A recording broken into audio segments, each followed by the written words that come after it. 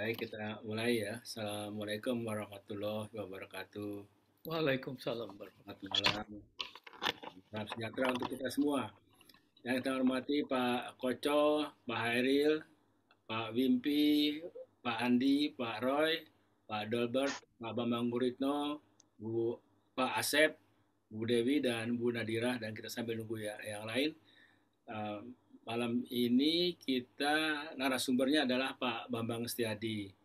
Pak Bambang Setiadi akan menyampaikan kira-kira jejak langkah Pak Habibie terkait standarisasi dalam konteks standarisasi, pentingnya standarisasi untuk ekosistem inovasi. Ini sangat menarik ya, agak lain dari waktu-waktu sebelumnya gitu. Pak Bambang, silahkan Bapak mau presentasi, mau pakai slide sendiri, Ya, silahkan. oke Dan Pak. nanti tolong ada waktu selama 1 jam itu disisahkan waktu untuk teman-teman, ada waktu untuk tanya jawab mungkin sekitar 20 menit, 20 menit, 5 menitan Siap. kira-kira. Ya. Mari Pak Bambang, silahkan. Jadi saya anu dulu ya.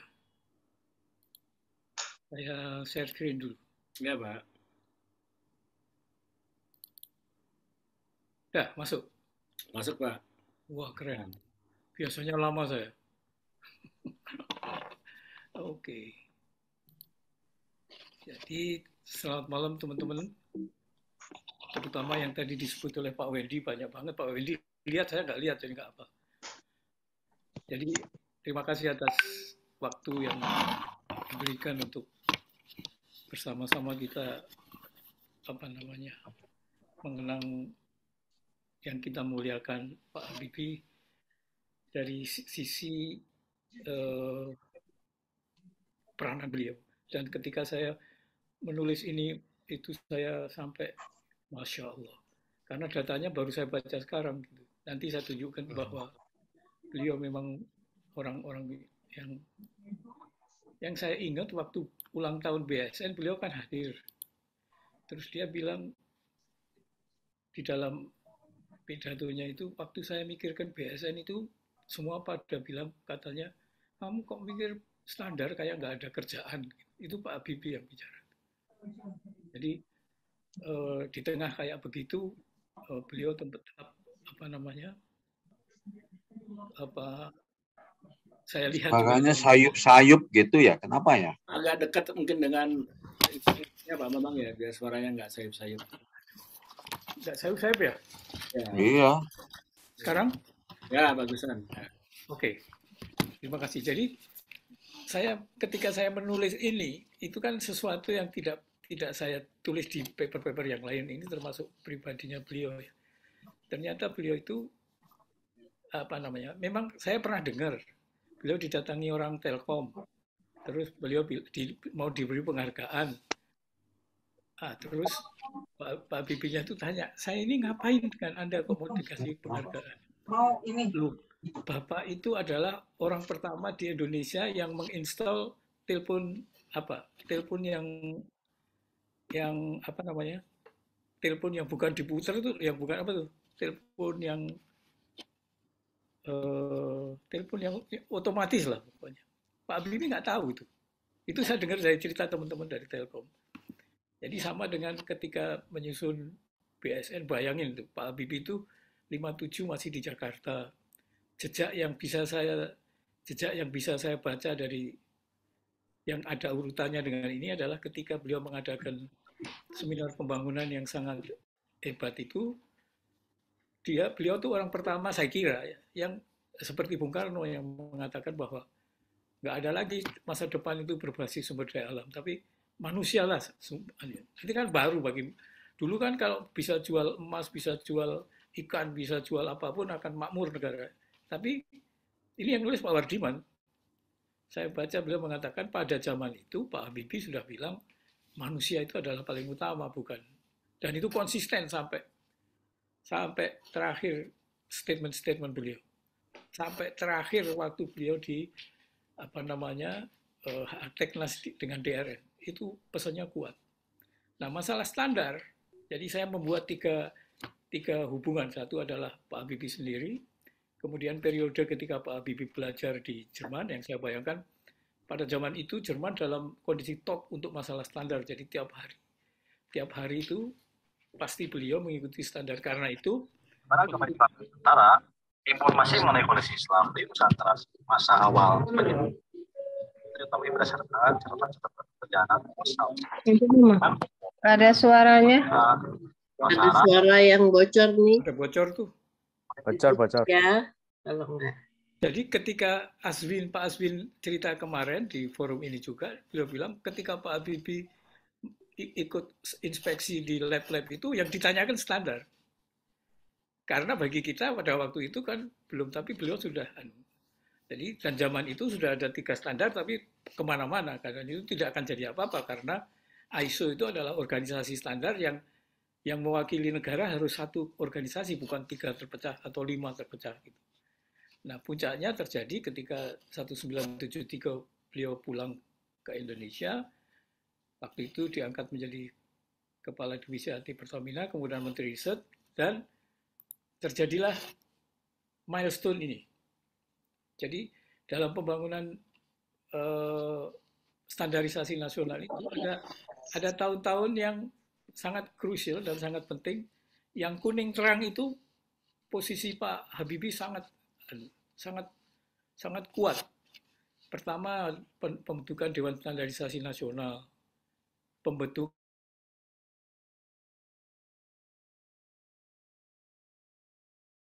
sibuk berpolitik. Karena beliau adalah wakil presiden dan presiden juga. Jadi ini skema besar ketika Pak Habibie berperan dalam proses standarisasi. Nah, ketika proses itu berjalan, jadi berjalan di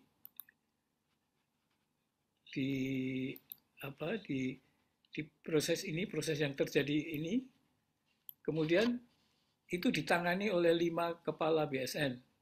Jadi ada Pak Herudi, ada Pak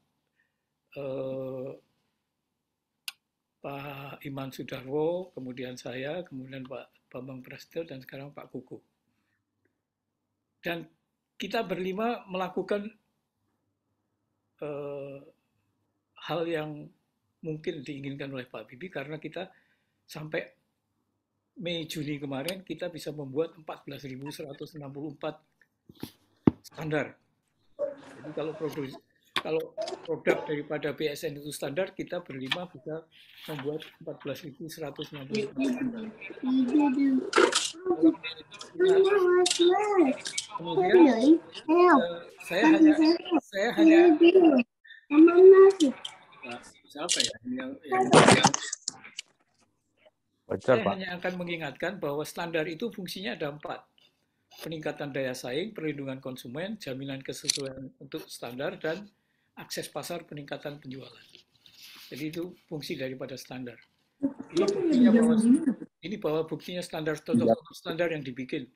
Mulai dari baja besi, minyak goreng, ikan tuna, sampai baja untuk saluran air.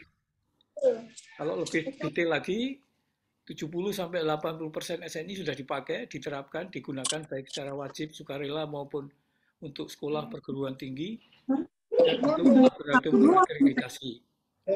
Berarti D2-nya belum ada, ini belum dipasang, makanya dari tadi kita nggak ketemu kayaknya. Bocor ya? Siapa yang bicara ya? Itu ada Rocky, Mr. DIY itu. Siapa ya? Teman-teman saya itu. Siapa? Teman-teman saya itu, Pak Rocky. Ya sudah di mute ya. Sudah di mute ya. Oke. Ini adalah kerangka luas daripada SNI yang dibuat sampai posisi hari ini. Nah terus kemudian pada suatu hari ulang tahun BSN diundang di Istana Wapres. Terus saya tidak kenal wartawan ini siapa yang nulisnya di majalah itu dia bilang bahwa Bambang Setiaji bangun percaya diri bangsa. Bagaimana menggambarkan bahwa standar itu bisa membangun kepercayaan di bangsa. Saya akan berikan 2 contoh. Satu adalah standar mengenai mie instan, jadi tidak boleh saya sebut ada Indomie, tapi itu standar mie instan. Kemudian standar ban mobil. Ini saya punya 2 cara ini untuk mie instan. Ini kalau saya putar video itu selesai, saya nggak perlu pakai slide. Atau perlu pakai slide nggak ya? Atau saya putar video aja? Kalau putar video kayak biasa ya Pak Wendy? Putar video saya nggak tahu, dalam arti tergantung dari mana Pak Bambang videonya. Ya oke, sebentar. Insya Allah nggak masalah ya. Tak coba cari. Mungkin waktunya aja Pak Bambang. Waktunya ya nggak bisa ya. Wah, videonya keren Pak sebetulnya. Silakan.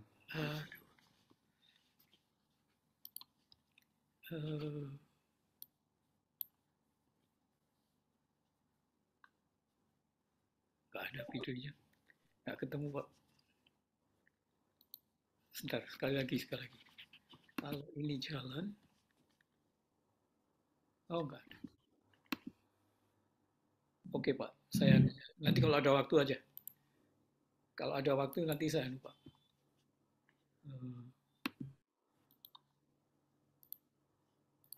Sorry. Silakan lanjut Pak Bambang. Ya. Ini kok nggak bisa masuk lagi ya? Kawan.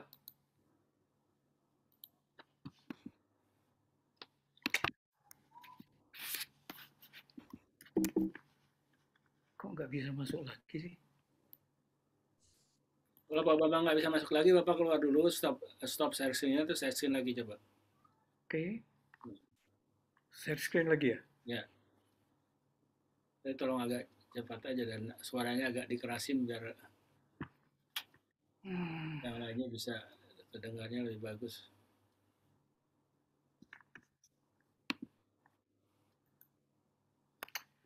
Sorry, ini kemana nih? Oh, share screen-nya. Share screen-nya nggak muncul lah, Pak. Astagfirullah.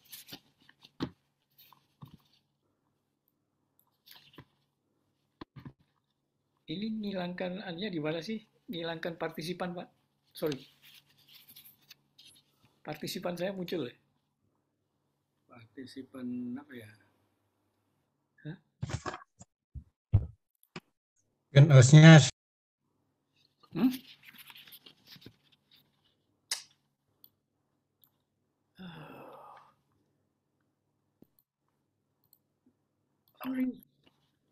Bapak mau perlu apa Pak Bambang? Mau nyari itu share screen? Bapak coba kali di keatasin. Atau di bawah, paling bawah malah nggak ada. Paling bawah sekali hijau nggak ada. Nggak ada. Itu. Paling bawah, paling atas sekali di kursornya dinaikin ke atas. Terus? Ada tulisan share screen. Tulisan apa? Share screen? Nggak ada tuh. Waduh. Bagusnya next time. Oke, sekarang. Ada, Pak? Ada. Oke, saya terusin ya. Maaf.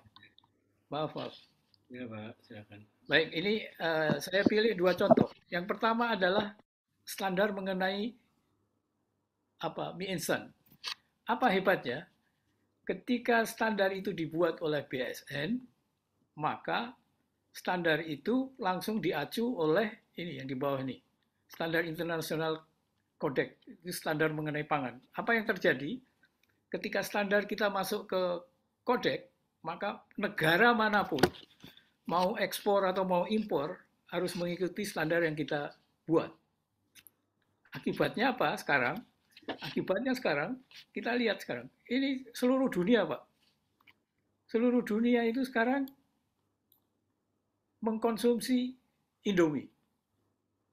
Dari Kenya, Maroko, ini Menteri Perdagangan Indonesia yang menengok pabrik Indomie. Serbia baru saja dibuka pabriknya. Terus ini juga.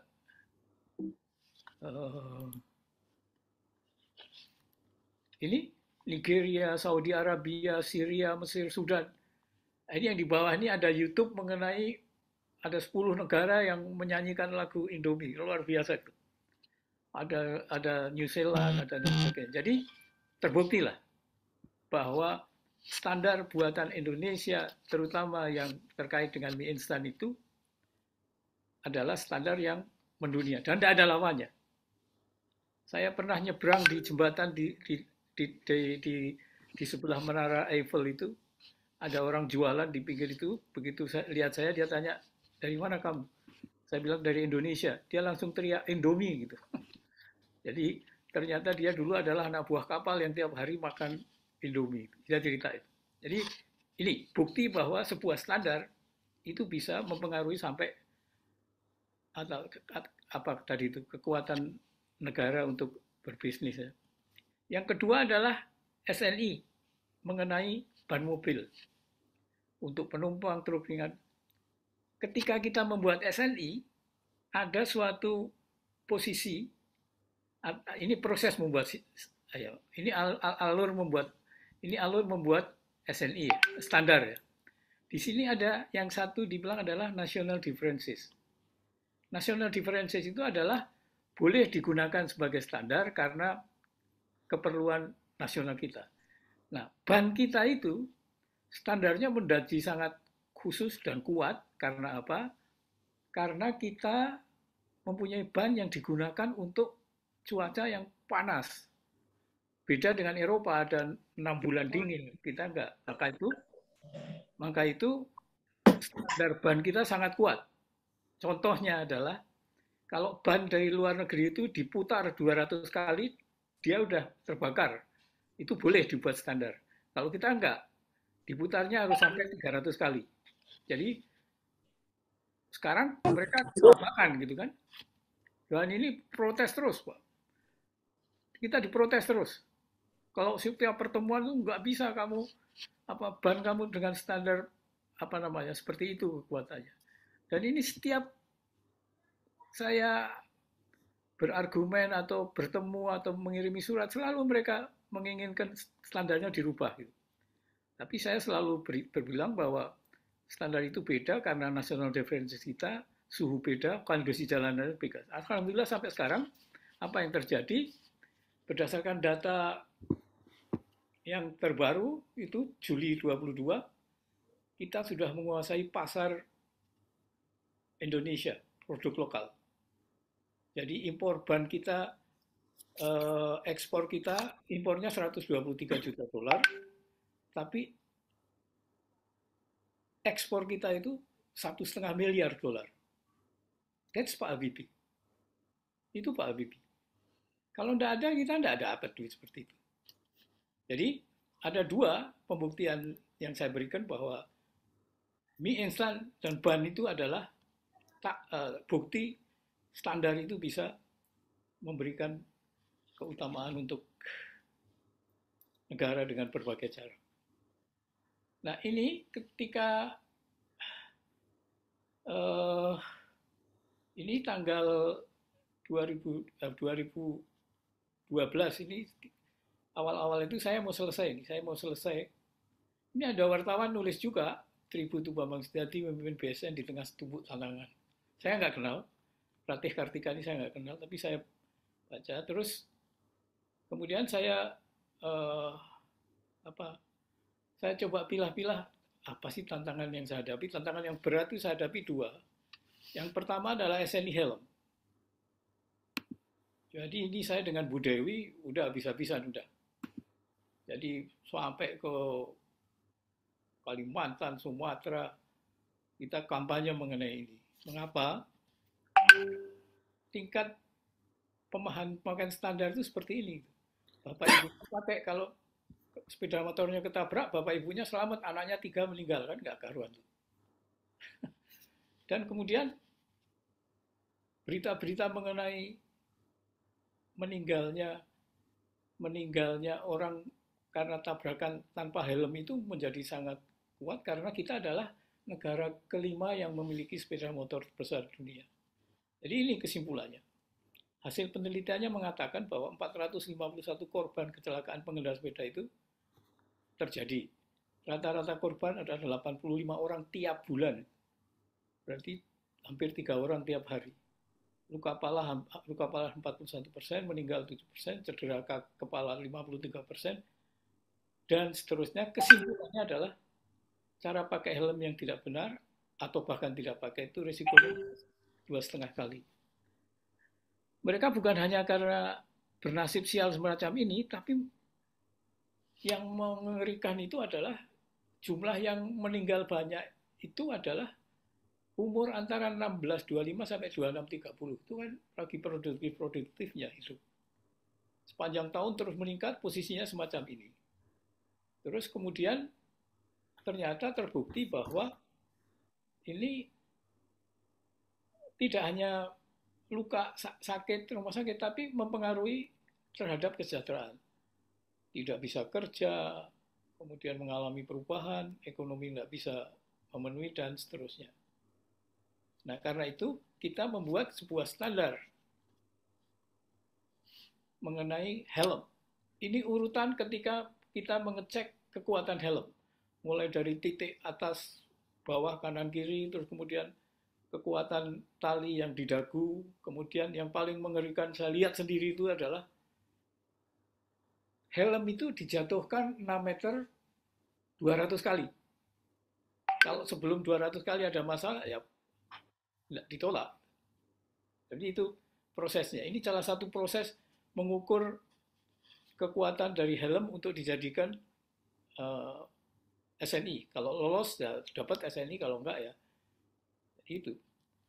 Terus yang terbukti juga bahwa karena ada kita membuat SNI wajib, maka kita tidak impor lagi. Helm itu rosot tajam. Dan produksi helm dari dalam negeri malah meningkat dari 23 juta menjadi 24 unit. Ya. Jadi ini yang paling ini betul-betul yang tantangan saya, Bu Dewi, dan karena pada waktu saya dilantik Pak Kusmayanto Kadiman tahun 2008 terjadilah masalah ini. Masalah pertama adalah ini ada foto dari Talaut, pokoknya ini foto di seluruh Indonesia, ternyata mereka harus antri untuk mendapat minyak tanah. Akhirnya pemerintah memutuskan untuk merubah menjadi gas. Dan BSN membuat tabung gas dengan 5 standar. Perhatikan yang selang ini. Nanti ada ceritanya soalnya. Jadi kita membuat tabung gas dengan 5 standar. Terjadilah kebakaran, Pak. Ini mengerikan juga. Jadi waktu itu luar biasa itu. Jadi akhirnya ledakan tabung gas itu berentet dari 2007 hanya 5-4 orang menjadi yang meninggal itu sampai yang meninggal kemudian yang luka-luka terus meningkat. Apa yang saya lakukan ketika saya mendapat masalah ini? Untungnya saya berteman dengan Anda semua di BPPT. Jadi saya tidak berpikir rapat. Saya tidak berpikir kita harus rapat dengan perindustrian, rapat dengan tidak. Saya bilang, saya panggil 5 teman saya bilang, kamu berangkat ke 5 provinsi. Teliti mengapa gas itu pada meledak. 5-5-nya pulang, mereka lapor, bahasanya sama. Pak, itu selangnya bohong. Selangnya yang harusnya ada SNI-nya, bukan SNI. Begitu 5 teman-teman itu melaporkan seperti itu, saya langsung kontak Pak Menteri Perindustrian, Pak Hidayat. Rapat malam jam 9 sampai. Nah, terus kemudian saya bilang, Pak, ini masalahnya bukan masalah BSN gitu. Tapi masalah karena selang ini dipakai yang bukan SNI. Terus beliau menoleh ke eselon 1-nya. Kenapa? Yang SNI per meter 7.000. Yang non-SNI 4.000. Lah itu kalau 7.000 dikurangi 4.000, 3.000 rupiah kali 40 juta tabung, kan miliaran juga itu. Dah, jadi selesai itu, pokoknya saya bilang teman-teman keluar dari ruangnya Pak Menteri, saya bilang udah kita diem aja. Pokoknya bukan masalah kita, tapi bukan masalah standarnya salah atau apa, tapi standarnya ditipu, dibohongin, gitu, dipalsu. Panggillah saya ke DPR itu, di bawah yang merah itu. Saya Menteri Energi, kemudian Bu Agustan Pertamina Kabar Eskrim, dan saya diundang ke DPR. Laporlah saya kepada DPR, saya nggak bisa bohong, nggak bisa diam gitu. Saya tunjukkan bahwa ini ada masalah di penipuan SN Islam. Nah, Pak Kabar Eskrim waktu itu BCI saya tahu pabriknya Pak Bambang gitu. Dia tahu itu. Jadi memang ada yang menipu gitu. Ada yang membohongi dan produksi selang palsu. Setelah itu saya ditelepon Pak Endro. Pak Endro Yono itu posisinya waktu itu adalah Sesmenko. Dia telepon. Pak Bambang udah setengah jam ya, tolong agak dipercepat supaya waktunya ini. Oke. Ya, jadi Pak Endro minta saya mengikuti sidang kabinet mengenai tabung gas. Akhirnya ini Pak Endro mengumumkan bahwa ada masalah di tabung. Penyebabnya sama yang seperti diperkirakan. Karet itu tabung selangnya dipalsu. Dan ini pembuktian Pak Habibie yang penting, bahwa setelah kita selesaikan masalah tabung gas itu menghemat subsidi sampai 197 triliun. Sehingga ada 57,9 juta paket yang ini pernyataan resmi dari Pertamina. Nah, kemudian juga penghematan dalam konversi minyak itu 19,34 triliun. Kemudian tumbuhlah industri kompor LPG. Ini berkembang pesat sehingga ini menjadi lapangan kerja baru. Nah, ini terkait dengan inovasi. Jadi penerapan standar itu ada faktornya riset, ahli, dan universitas. Dan itu adalah masalah-masalah yang terkait dengan sains, dan saya hanya memegang satu statement dari Pak Habibie, bahwa urutan memakmurkan negara itu inovasi yang kreatif, menguntungkan bagi negara, proses memberi nilai proses tambah, dan ini dilakukan oleh putra-putri Indonesia dan akan memeratakan hasil pembangunan. Sehingga kalau diringkas kira-kira gambarnya semacam ini, sebelah kiri inovasi, atas adalah menilai tambah, dilakukan oleh ahli-ahli kita untuk kemakmuran bangsa. Nah, apa yang dilakukan, saya laporkan bahwa mulai 9 Juli 2018, DRN itu sudah mengusulkan undang-undang inovasi. Itu tujuannya untuk strategi baru politik seperti yang diinginkan Pak Habibie lah. Berbasis pengetahuan. Sudah dibicarakan sampai 25 instansi, berteriak terus kita butuh undang-undang inovasi. Kita berdiskusi dengan panitia yang menyusun undang-undang Ristek. Kemudian kita bicara dengan Pak Habibie. Kira-kira begini teorinya. Jadi yang diikuti oleh Bank Dunia seperti ini. Ilmu pengetahuan, strategi inovasi, knowledge base. Terus kemudian ini kita definisikan, kita sudah bisa mendefinisikan. Terus ini saran BSN, DRN. Jadi ini strateginya, akhirnya kita bilang bahwa perlu lembaga yang membuat keputusan top down. Kemudian 2, harus diatur porsi pekerjaan, bukan anggaran. Itu kesimpulan DRN. Dan ini kesimpulannya, pertemuan hari ini saya kira terbukti sudah apa yang dipikirkan Pak Habibie. Standar itu adalah bagian daripada mengelola negara, dan kita sekarang sangat kuat BSN-nya karena 2 di antara ketua BSN itu pernah menjadi anggota ESO Council. Kemudian saya sendiri menjadi ketua Development Country Matters, itu 137 negara berkembang. Dan ada yang menjadi anggota TNP. Arah pembangunan berbasis inovasi, saya akan memegang apa yang dikatakan Pak Habibie. Al-Fatihah untuk almarhum Bapak Habibie.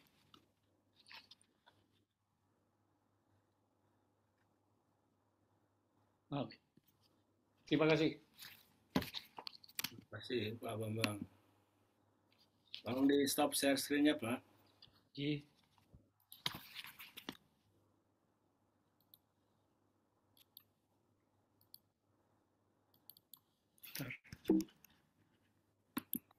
Siap. Oke, makasih Pak Bambang. Bapak dan ibu-ibu sekalian, kalau ada yang ingin berdiskusi atau bertanyakan atau bertanya kepada kami tolong, ini siapa sih yang pakai Samsung AE135F di mute dulu ya. Ini tuh share screen lagi. Samsung 135F. Saya susah nih. Oke. Siapa Samsung 135F?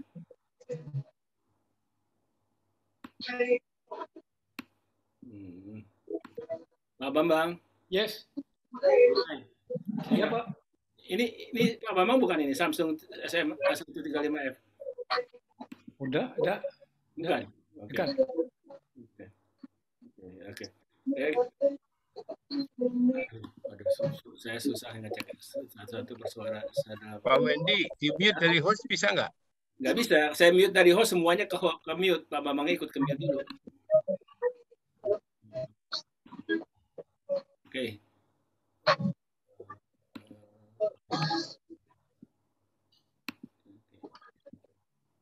Tapi semua ini udah mute nih, kecuali di tempat Bambang. Ini ada Samsung ini nih. Saya keluarin aja ya. Samsung siapa sih? Keluarin aja Pak. Saya remove. Oke.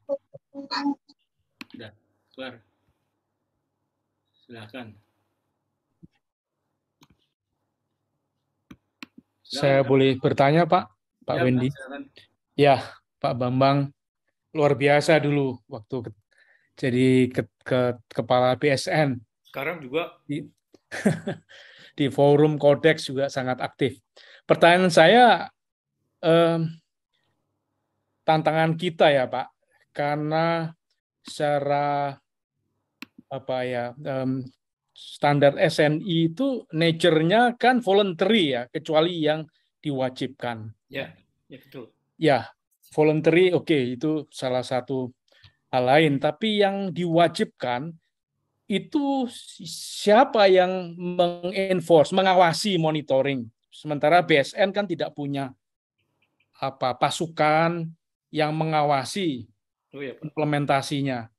Ya. Dan itu saya melihat ada satu titik yang lemah di sana, bukan lemah ya. Seperti apa Pak? Saya waktu itu berapa kali rapat juga belum mendapatkan jawaban yang meyakinkan kami. Waktu di Badan POM juga ada beririsan ya Pak di situ. Jadi tentu banyak sekali SNI yang mandatori ya, tadi seperti helm dan tabung gas dan seterusnya. Itu saja Pak, terima kasih. Oke, terima kasih Mas Roy. Jadi yang membuat itu standar BSN, yang mengumumkan, yang menyerahkan ke masyarakat Departemen Perindustrian. Yang mengawasi ada unit eselon 2 di perindustrian yang kerjanya hanya mengawasi penerapan standar, Pak. Saya lupa nama lengkapnya, tapi itu unit yang memang khusus bekerja untuk mengawasi. Jadi bukan BSN, Pak. Itu Pak jawabannya. Ya, itu salah satu ada gap ya di sini Pak. Sampai hari ini ya, itu tantangan juga. Ya, itu harus enforcement-nya juga harus kuat. Ya. Baik itu Pak. Ya. Kalau boleh lanjut Pak, saya ada satu lagi pertanyaan Pak. Please. Baik, mengenai standar yang diadop oleh Codex internasional, salah satu tantangan kita adalah waktu kita membuat standar tempe ya Pak, masih ingat ya, zaman Bapak itu. Ya. Tidak bisa ditaruh di global karena data perdagangan internasional tidak ada tempe itu. Sehingga sampai regional. Walaupun tempe digunakan di beberapa negara. Ingat ya Pak? Ya. Saat itu perjuangan kita maksimal hanya regional. Nah, ini juga tantangan kita. Bagaimana ke depannya standar-standar yang dibuat inisiatif dari Indonesia yang terkait dengan produk Indonesia go global. Kelemahan kita adalah perdagangan tingkat global juga rendah. Itu salah satu tantangan juga. Sehingga tidak mudah mengkulkan standar-standar kodeks itu ya. Yeah. Ya, itu salah satu juga tantangan sama Pak Indroyono dulu juga India membuat apa itu rempah dan sebagainya. Itu salah satu inisiatif India cukup berhasil ya. Itu salah satunya Pak. Gimana itu Pak? Terima kasih. Itu perjuangan yang nggak mungkin saya lupakan Pak. Jadi saya mendengar desas-desus Jepang mau membuat standar tempe. Saya bilang kalau Jepang saya yang buat, kita ini bagaimana sejarah tempe? Saya berjuang habis-habisan. Pada rapat pertama, saya undang seluruh negara. Saya bilang saya dukung semua standar yang kamu usulkan. Kamu dukung standar saya mengenai tempe. Lolos saya di situ kan. Jadi saya dapat dukungan yang di regional. Terus kemudian yang kedua, yang menjadi masalah adalah pertanyaannya besar, bukan itu Pak Roy. Pertanyaan besarnya itu, tempe itu kedelainya bukan kita yang buat. Jadi bukan hanya dicari mana buktinya bahwa kamu punya stok gini, pernah dikapalkan sekian gitu. Saya hampir menyerah itu. Kalau itu ditanya habis saya. Tapi saya tahu ketua sidangnya orang Amerika. Terus saya bilang kita memproduksi tempe impor dari Amerika. Jadi dia nggak berani ngelawan, nggak berani membuat keputusan yang berlawanan dengan. Di rapat saya bilang gitu. Terus perjuangan terakhir saya tanya siapa yang defend, yang menolak standar tempe. Saya ditunjukin teman Libya. Saya melewati kira-kira ada 10-20 orang, saya datang Libya, saya cuma bilang Assalamualaikum, saya bilang kamu dukung Indonesia untuk tempe ya. Begitu dengar saya Assalamualaikum, dia langsung bilang saya dukung. Selesai Pak, akhirnya bisa tembus. Terima kasih. Ya. Terima kasih Pak. Terima kasih Pak Bambang, terima kasih Pak Roy. Pak Dolbert, tolong dibuka kameranya kalau mau bicara Pak. Terima kasih Pak atas kesempatannya. Sorry Pak. Ya. Mungkin Pak, sebenarnya saya sih nggak enak juga mau bertanya, tapi ini kenyataan yang ada Pak. Jadi kebetulan saat ini kita sedang meneliti. Pak Dolbert, bisa dinaikin nggak kameranya sedikit? Oh. Ya, silakan. Sudah sedang meneliti ergonomis kursi sekolah. Jadi kebetulan SNI-nya sudah banyak, tapi penerapannya tidak ada yang memenuhi. Sementara itu adalah kebutuhan kita. Sedangkan kita sekarang, dulu kita di BSN Pak, untuk mengubah sebuah standar itu agak lebih mudah. Dengan kondisi kita sekarang ada di BRIN, ini agak sedikit berbeda Pak. Jadi mungkin sementara penerapan kursi dan implementasinya itu sangat kecil, cuma 10%. Sementara kalau ini sebenarnya kenapa saya agak concern ini, karena ini mempengaruhi anak-anak kecil Pak, mulai SD sampai SMP. Jadi kalau ini tidak diterapkan, sebenarnya itu akan merusak postur tubuh, sama akan kebugarannya akan berkurang. Sehingga untuk pendidikannya mungkin konsentrasi akan terpengaruh. Dan saya pikir ini sangat penting untuk disuarakan. Tapi saya bingung juga sekarang karena posisi saya sebagai ex-BSN juga agak kesulitan untuk mengupayakan perubahan standar yang ada SNI-nya sekarang. Karena posisi saya di BRIN sekarang, walaupun pusat kita masih pusat standar namanya Pak, Pusat Teknologi Pengujian dan Standar. Tetapi koneksinya dengan, mungkin ini sekedar bertanya bagaimana kira-kira mengalirnya inovasi yang kondisi sekarang ini. Dan kedua memang kondisi di BRIN sekarang ini agak sulit untuk adaptasi buat standarisasi Pak, karena kan mindset di BRIN ini seolah itu seperti orang lab semua. Sementara pusat standarisasi kita kan memang murni dari BSN yang harus mulai dari hulu sampai hilir harus bisa di cover, baik implementasi maupun materialnya harus bisa juga. Jadi memang kita agak sedikit kikuk dengan perubahan ini. Mungkin bagaimana saran Bapak agar inovasi ini bisa mengalir menjadi standarisasi yang maju gitu Pak. Oke, makasih Pak Dolbert. Silakan Pak. Pertanyaannya kamu banyak banget. Ya, pertanyaannya banyak tadi mengenai kursi tempat duduk, sekarang jadi kantornya amburadul. Saya yakin itu ada rute. Pak Bambang ini biar clear dengan yang lain ya, kan nggak semuanya dari BSN. Ini artinya pusat penelitian ini tadinya kan di bawah BSN ya, sekarang masuk pusat penelitian itu masuk di bawah BRIN, jadi seolah menjadi organisasi yang terpisah dengan BSN. Kalau dulu kan pusat pusat standarnya ini mendukung Lead langsung bank, ya. Lead BSN. banknya Gitu maksudnya. Iya, iya. Jadi kan Makan Pak Bambang. senario BRIN itu kan memang semua pusat riset harus di mereka gitu. Ya. Nah, ini menjadi masalah ketika bahwa organisasi standar itu tidak bisa menjadi sub suatu, tapi harus nasional gitu. Makanya Badan Standarisasi Nasional supaya bisa masuk di ISO. Kalau nasional nggak bisa masuk ISO, gitu. Nggak punya suara di sana. Gitu. Jadi itu masalahnya. Itu tadi yang Dobet itu standarnya wajib atau apa? Sebenarnya Pak, ya belum diwajibkan karena yang punya otoritas adalah Menteri Pendidikan Pak. Karena ya walaupun perdagangannya diatur sama Kemenperin karena kan industri Pak, industri perabot peralatan walaupun diperuntukkan untuk sekolah. Ya karena memang tapi dia melanggar prinsip pertama bahwa itu mengganggu kesehatan. Jadi nggak bisa dipakai dong. Tapi sementara Menteri Pendidikan harusnya, tadinya saya mau coba lapor dengan LKPP Pak sebagai lembaga pengadaan, agar maksudnya kan ini kebutuhan nasional mungkin lebih bisa, agar bisa langsung on the strict menggunakan kaidah-kaidah pengadaan nasional kan Pak, lebih orientasi SNI gitu loh Pak. Nah itu. Ya mungkin yang bisa kamu lakukan, jangan kamu yang ngomong. Yang ngomong adalah Kepala BSN dengan Menteri Pendidikan, Kepala BRIN. Supaya kamu draftkan surat Kepala BSN supaya menulis surat ke Kepala BRIN, situasinya ini semacam ini gitu loh. Nggak mungkin di level kamu akan membuat keputusan-keputusan menghentikan produk daripada kursi itu. Saya kira loh. Jadi tingkatkan medan dialognya. Jadi antar BSN dengan BIN sekarang. Saya kira betul. Saran saya itu. Kalau kamu hanya berkutek di bawah ya nggak akan lari kemana-mana gitu. Ya, itu ya. Ya Pak. Oke, makasih. Ada lagi yang lain? Saya kalau gitu nggak ada ya, saya yang nanya.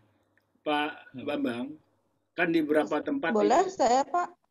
Oke, makanya kalau saya tanya, kalau nggak saya yang nanya soalnya. Silakan, Bu Dira.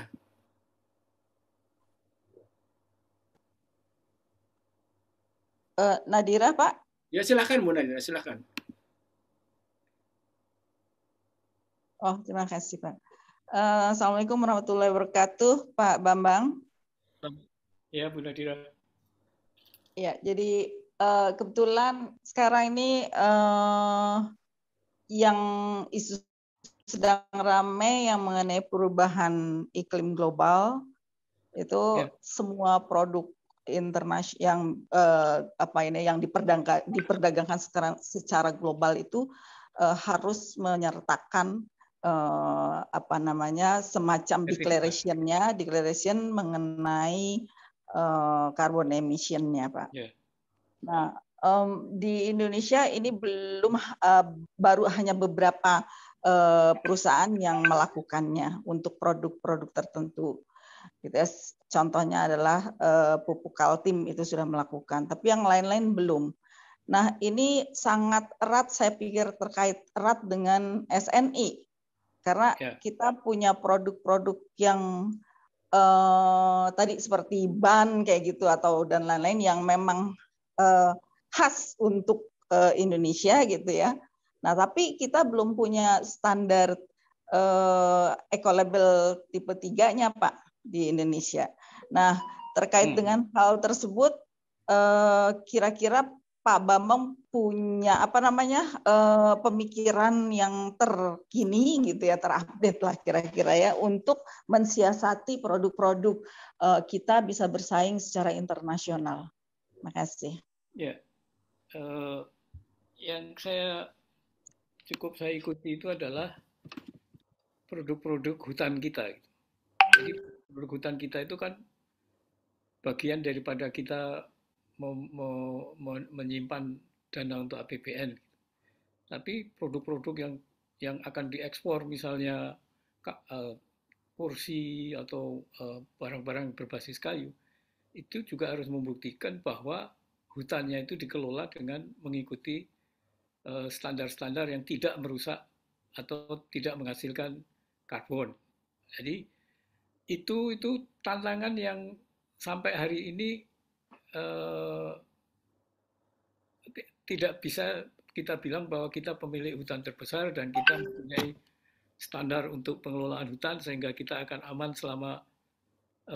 aman memproduksi apa saja selama itu belum pernah kita dengar. Padahal itu kan target besarnya itu ke sana gitu. Jadi yang bisa kita lakukan sekarang ini adalah hal-hal yang terkait dengan yang saya usulkan dan diterima di ISO dan dibahas sampai hari ini itu adalah kita harus membuat standar deforestasi.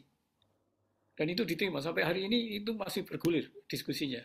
Karena kalau tidak ada standar deforestasi, bagaimana akan mengukur deforestasi suatu negara gitu. Itu maksimum yang bisa saya lakukan, Bu Nadira. Jadi karena saya ditanya sama sekjen waktu itu, kamu punya pikiran apa? Saya bilang, saya pengen ada standar deforestasi. Begitu standar deforestasi itu ada, maka implementasinya jauh lebih mudah. Karena sampai sekarang itu belum selesai. Saya tahu masih sidang-sidangnya masih terus berjalan. Saya kira itu, Bu Nadira. Baik Pak Bambang, mungkin pertanyaan saya tadi Pak Wendy boleh saya teruskan sedikit aja Pak? Silakan Bu. Takut saya sama Pak Wendy kalau udah. Oh, ngeri itu Bu, ngeri itu. Pak Bambang, jadi baru aja saya contohnya nih ke PT Inka. Itu juga yang membawa ke sana juga atas bantuan Pak Wendy juga. PT Inka itu mengekspor gerbong-gerbong ke berbagai negara ya, walaupun negaranya masih negara-negara. Akan tapi sekarang ini persaingannya itu karena PT Inka belum mengikuti standar internasional mengenai eco-labeling tipe 3, maka itu ancaman ke depannya tuh sangat boleh bilang sangat besar gitu loh Pak. Ini contoh aja. Banyak lagi produk-produk yang serupa seperti itu. Itu kan sebetulnya kekuatan Indonesia untuk kita bisa mengekspor sebanyak-banyaknya. Tapi begitu ada penerapan di suatu negara bahwa saya mau mengimport gerbong itu jika sudah ada pernyataan eco-label tipe 3-nya sudah clear dan memang reduksi emisi karbonnya juga rendah. Karena itu nanti terkait dengan Pak Wendy itu waktu itu sudah menceritakan dengan dengan harga tiketnya nanti akan tinggi juga karena ada perhitungan-perhitungan tertentu untuk emisi karbon. Nah ini saya sebetulnya kepingin bekerja sama dengan SNI kalau bisa Pak. Bisa pasti bisa. Pasti bisa. Ya Pak, mengenai ini saya sudah bicara dengan Pak Wendy, yaitu mengenai PCR product category rules yang harus kita ikuti juga di sini gitu Pak. Nanti suatu saat saya jumpa dengan Pak Bambang. Kontak saya. Iya, makasih Pak. Oke, kasih. Kasih Pak Wendy. Kasih Bu Dira, yang sabar ya Bu. Jadi gini Pak Bambang ya. Ini dari orang awam nih, Standar itu harus hati-hati, jangan main hantem semuanya diingin standarkan. Kalau kita belum mampu, nanti standarnya masih justru bisa backfire kepada kita sendiri. Kita bikin standar, tapi yang masuk adalah produksi lain. Kita sendiri orang kita. Bambang Setiati malah jadi host. Oh. Saya ngerti kali itunya saya. Pak Wendy udah masuk lagi ya. Internetnya jelek Pak. Saya ulangi ya Pak Bambang ya. Ya. Saya kembali tadi. Iya Pak Wendy. Itu kan standar itu. Kita harus hati-hati. Ya Pak Wendy. Menentukan standar itu harus hati-hati. Dengaran enggak? Dengar ya. Dengaran. Kalau kitanya sendiri belum mampu. Kenapa? Kadang-kadang putus. Ya. Coba saya pakai tethering. Jelek ya ininya wifi-nya. Bisa kedengaran nggak Pak Bambang sekarang?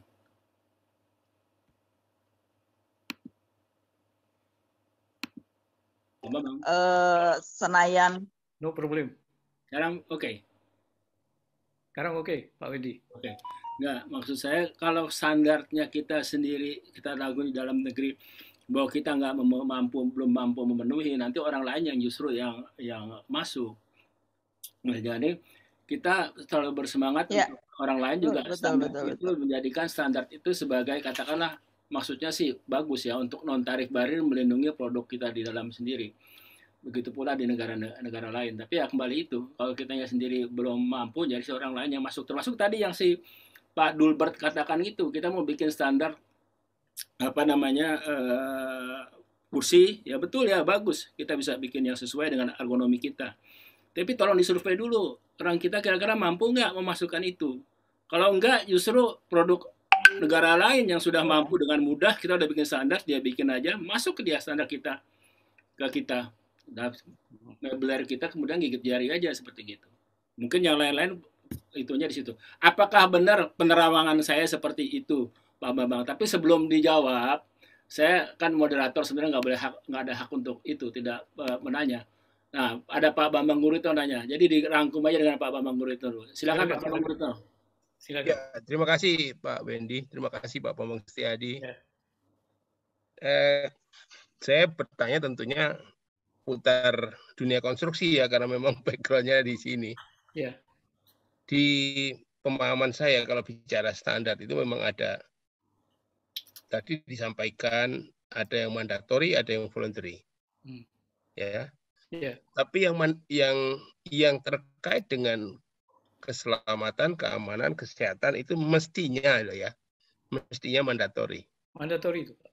Ya. Mandatory ya. Nah, keselamatan itu itemnya harus memang harus diperjelas ini ya. Kalau yang hanya tadi yang mungkin loh ya, saya mungkin salah nih. Seperti kursi dan sebagainya yang barang itu oke lah, itu nggak perlu standar.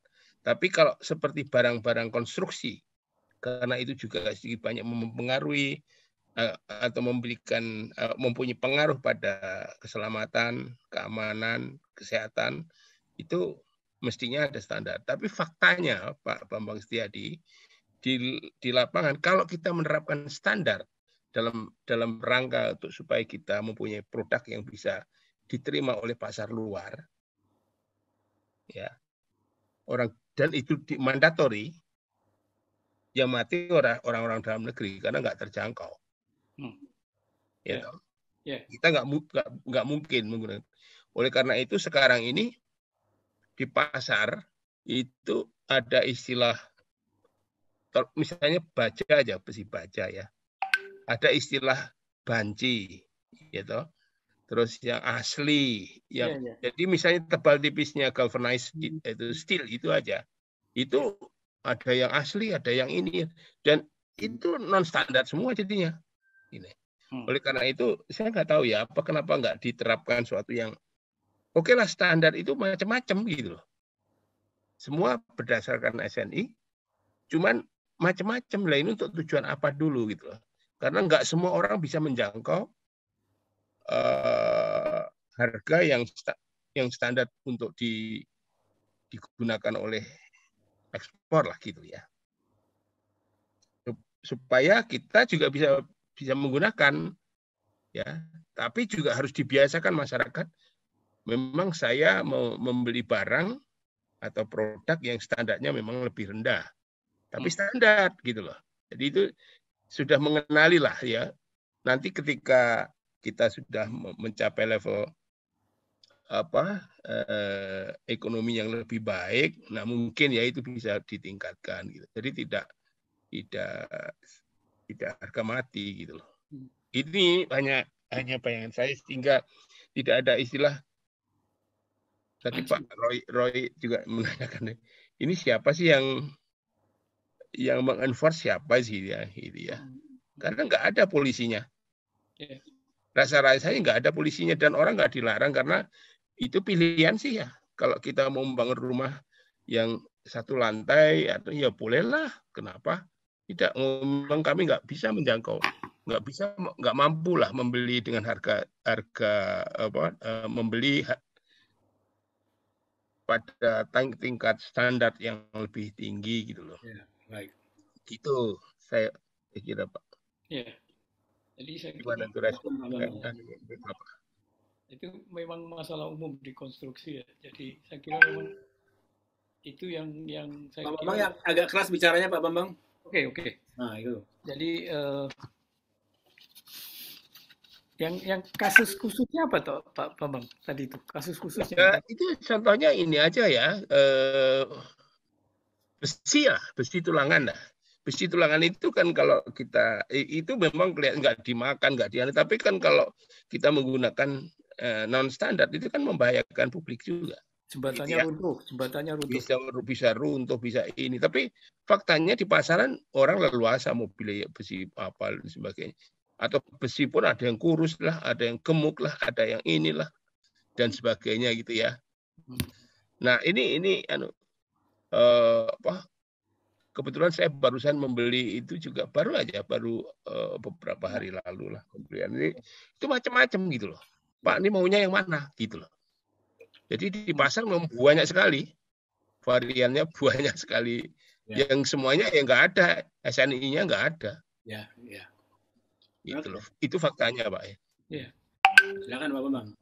Ya, kan memang selama pandemi atau sebelum pandemi saya nggak pernah mendengar ada operasi untuk standar yang biasanya itu cukup rutin. Saya dengar per tahun itu paling tidak per triwulan ada 2-3 kali. Mereka operasi di pasar mengoperasi standar-standar yang barang-barang yang non standar untuk ditangkap. Itu aktif Pak. Itu direktorat itu aktif. Jadi mungkin kalau itu concernnya PII nyuratin aja Pak, suratin menterinya, ditembuskan ke direkturnya, minta dicek standar-standar ini karena hanya itu yang bisa dilakukan. Jadi tulis listnya sampai 15 atau 20 produk mohon dicek standar mengenai ini. Tulis kepada Menteri Perindustrian, ditembuskan ke direktur yang mengawasi itu. Nanti kalau enggak, kita nonton aja Pak. Seperti yang dilakukan kita sekarang. Jadi ditawarin barang yang bebas di pasar padahal nggak ada standarnya. Saya kira ini sudah ranah yang harus diperkuat di sektornya pengawasan di perindustrian Pak. Baik. Pak, koreksi sedikit Pak Bambang. Siapa ini? Itu kalau pengawasan itu di perdagangan Pak. Kalau pengawasan barang beredar. Siapa yang bicara? Ya, pengawasan perdagangan. Sorry. Okay. Saya ingatnya perindustrian. Perdagangan. Oke. Jadi gini Pak, nggak mesti juga. Tergantung tadi Pak Bambang Guritno kan katakan yang terkait dengan safety apa tidak. Kalau tidak terkait dengan safety, artinya standar itu kan tidak harus. Tapi tidak ber-SNI dia tidak laku. Harapannya kurang lebih seperti gitulah. Oh ya. Kasarannya begitu kan gitu. Normatifnya. Jadi. Tapi kalau yang tadi kasus Pak Bambang Guritno katakan itu besi baja itu, orang bisa argumentasi Pak nggak terhadap dengan safety. Enggak, kita bilang dari konstruksi itu terkait. Sebab tadi kan Pak Bambang Setiadi juga katakan bisa-bisa kalau misalnya 1 inch ternyata kasihan kurang, dibilang besinya cukup ternyata enggak, jembatannya ambruk gitu kan, terkait dengan safety dari sisi seperti itu. Jadi argumen-argumen seperti itu ya harus dibina dan kelihatannya ya betul Pak Bambang Setiadi. Di sini siapa yang berkepentingan? Oh, Kementerian PU. Nah, Kementerian PU yang barangkali menyurati Kementerian Perdagangan bahwa penjualan itu harus yang ber-SNI. Semua yang memakai industri konstruksi di Indonesia harus memakai besi baja yang ber-SNI, misalnya dikatakan begitu. Kalau enggak, minimal proyek pemerintah tidak pakai yang ber-SNI. Kalau rumah sendiri gimana? Lah katanya nggak harus, ya nggak harus dia nggak pakai yang ber-SNI, lebih murah ya nggak apa-apa juga gitu, kurang lebih seperti itu. Kok jadi kayak orang BSN saya? Tapi saya begini Pak Bambang, tadi Pak Dulbert tadi dari pusat penelitiannya BSN ya. Ya, dari pusat penelitian BSN Pak. Saya nggak bilang, loh kok kenapa dikasih ke BRIN? Ya, karena peneliti Pak, peneliti wajib ke BRIN. Nanti dulu, sabar dulu, saya selesaikan bicara. PU dan Perhubungan, mereka dibilang litbang, tidak. Kita ganti namanya Badan Kebijakan. Terserah BSN pakai nama apa. Kalau dibilang badannya pusat riset, ya diambil judulnya riset.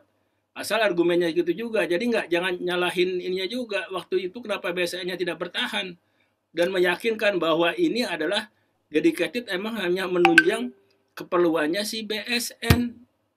Tidak bisa tidak, ini adalah kelengkapan suatu badan gitu. Begitu juga perhubungan dan PU mengatakan ini kelengkapan dari kami. Kalau dilepas nggak bisa kami gitu. Jadi gitu barangkali gitu. Iya, kalau perhatikan slide saya yang paling hampir belakang mengenai standarisasi dan faktor-faktor yang berpengaruh. Kan di situ ada riset, ada universitas, ada ahli. Tapi sisanya itu banyak juga gitu loh. Tapi memang itu apa namanya? Judulnya jangan pusat riset judulnya apa ya? Tapi akibatnya orang-orang di BSN di pusat itu mereka bilang, Pak, kalau gitu kan begini, kalau gitu fungsional kami sebagai periset hilang dong. Nah, mau nggak konsekuensi begitu? Kalau dua-duanya mau ya susah. Zaman hari ini mesti kita milih, kita mau risetnya ada di mana nih? Mau jadi peneliti? Oke, sekarang ya Anda harus ke BRIN. Mau jadi non peneliti, tetap di instansi yang bersangkutan, tapi non peneliti mau enggak? Kan gitu. Itu salahnya Dulbet, Pak. Karena kehutanan itu pusat riset kehutanannya menjadi pusat standar. Nah, sekarang Dulbet itu punya pusat standar menjadi pusat riset. Ya udah, habis kamu. Ya enggak lah, nanti bukan salah dulu total. Pimpinannya mungkin yang negara. Kehutanan itu pusat risetnya menjadi pusat standar. Tuh Pak Indro Yono ketawa tuh. Coba Pak Indro Yono, silakan ada komentar sedikit Pak Indro. Itu yang beliau tanggung jawab. Masih mute itu Pak Indro. Ceritakan waktu sidang kabinet, Pak. Belum mute. Oh, pakai ini nih, iPad mungkin agak susah ya. Masih mute. iPad. Masih mute, Pak.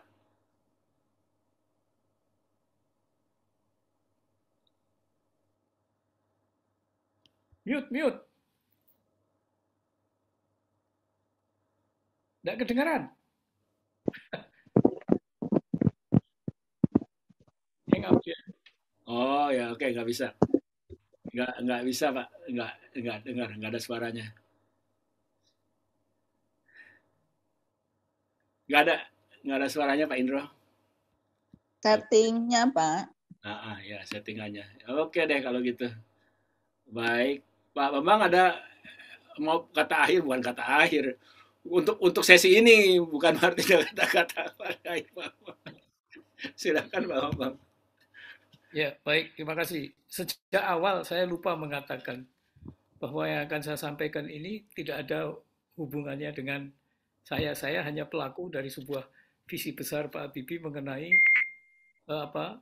mengenai peranan daripada standar untuk pembangunan nasional. Dan saya membuktikan melalui kajian-kajian yang saya sampaikan tadi itu bahwa Pak Habibie adalah 100% betul. Ternyata dalam 1 tahun ada keuntungan sampai 100 triliun. Padahal ini dari berdirinya BSN itu sudah 26 tahun. Kalau ada yang ngitung itu apa saja itu Pak Habibie terbukti. Itu saja saya bahwa di dalamnya saya terlibat karena itu adalah memang tugas yang harus saya lakukan untuk menjalankan visi itu. Saya kira itu. Terima kasih semoga. Ya, terima kasih Pak Bambang. Memang benar kalau kita flashback ya dulu tuh kan dulu namanya apa ya? Bukan BSN dulu apa namanya? Dewan ya. Dewan Standarisasi. Dewan ya. Terus menjadi badan itu badan itu suatu apa ya namanya pembenahan organisasi ya. Bangunan apa namanya? Institutional building yang luar biasa. Dulu kan sebagian orang skeptis. Satu badan seperti begitu kan gitu ya.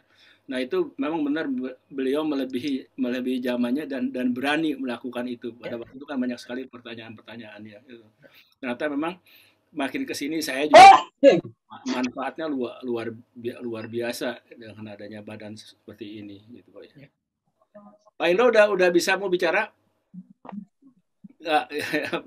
Nggak ini ya. Lompo itu pakai HP.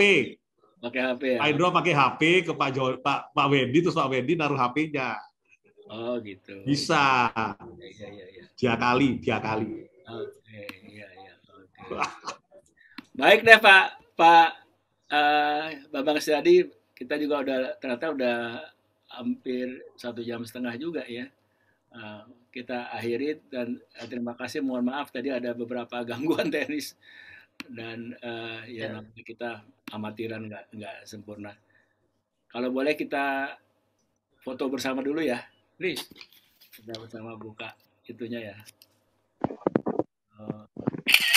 Ada Asep, Pak Dubert, kemudian ada Pak Suryanto, Pak Heru, Pak Iding, wah Pak Sekjen DRN, berarti Pak Ketuanya Bu Enci juga ada, semua ada. Oke, 1, 2, 3. Baik, terima kasih. Assalamualaikum warahmatullahi wabarakatuh. Terima kasih Pak Bambang Setiadi. Terima kasih Pak. Ada KW1, KW2. Terima kasih Pak. Terima kasih. Sehat semuanya.